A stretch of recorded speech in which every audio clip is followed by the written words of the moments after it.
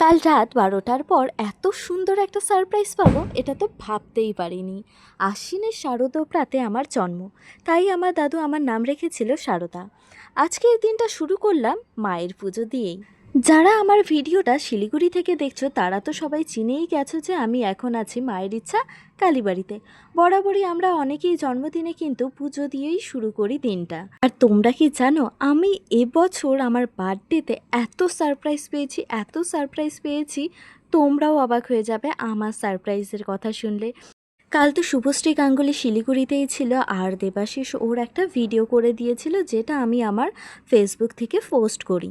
তারপর সকালবেলা ঘুম থেকে উঠে একজনের কাছে শুনতে পেলাম শুভশ্রী গাঙ্গুলি নাকি আমার ভিডিও শেয়ার করেছে। ব্যাপারটা শুনে এত অবাক হয়ে গেলাম, ভীষণ ভালো লাগছে।